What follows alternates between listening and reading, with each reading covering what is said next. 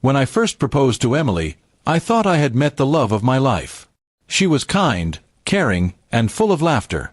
Our relationship had been built on mutual respect and understanding, and after 3 years together, proposing felt like the natural next step.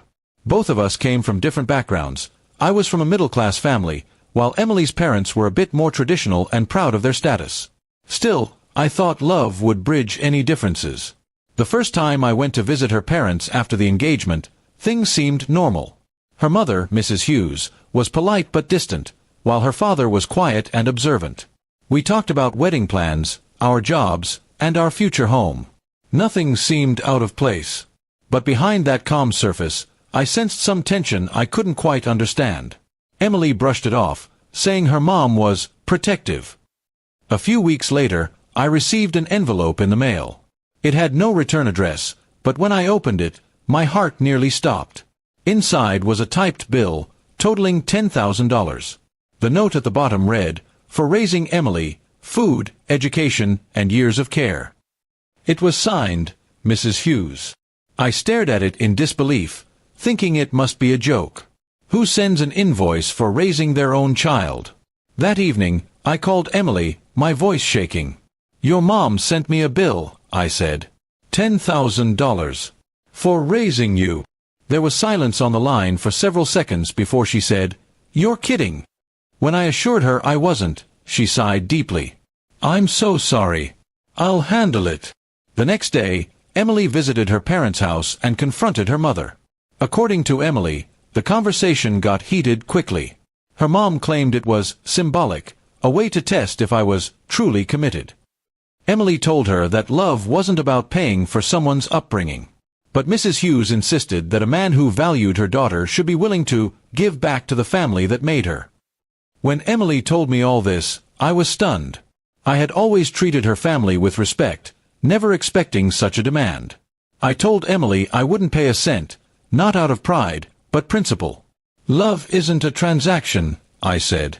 "If your mom thinks marriage means buying you, then she doesn't understand what we have." Emily agreed, but I could tell she was torn. Over the next few days, tension grew between us. Her mother kept calling her, insisting that if I couldn't honor her request, maybe I wasn't the right man. Her father stayed silent, which made me think he quietly disagreed but didn't want to get involved. Emily and I tried to stay strong, but every conversation about wedding plans turned into a debate about her parents. Finally, one weekend, Emily asked me to meet her at a cafe near her office. She looked tired, eyes red from crying. I knew something was wrong before she spoke. "Mom says she won't come to the wedding unless you pay," she said quietly. "And she's telling relatives not to attend either."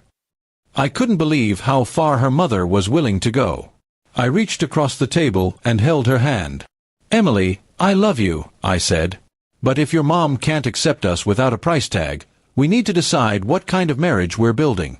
One built on peace, or pressure." Emily didn't answer right away. She looked out the window, wiping a tear. "I don't want to choose between you and my family," she whispered. That night, she went home to talk to her parents one last time. I waited anxiously for her call. Hours passed before my phone finally rang. Her voice was trembling. "I told Mom I'm marrying you with or without her blessing," she said. "She said if I do, I'm no longer welcome in the house." The next morning, Emily showed up at my apartment with a small suitcase. She looked exhausted but determined. "I can't believe she did this," she said softly. "But I'm done being manipulated." I hugged her, feeling both proud and heartbroken. Losing her family shouldn't have been the price for our love, but I admired her courage. We ended up having a small wedding with only a few close friends and my family. It wasn't the big celebration we had planned, but it was honest and peaceful. During the ceremony, I noticed Emily's hands shaking slightly, but her eyes were filled with certainty.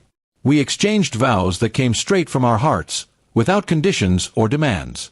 Months later, Mrs. Hughes tried to reach out through Emily's father, saying she regretted how things went. But Emily didn't respond.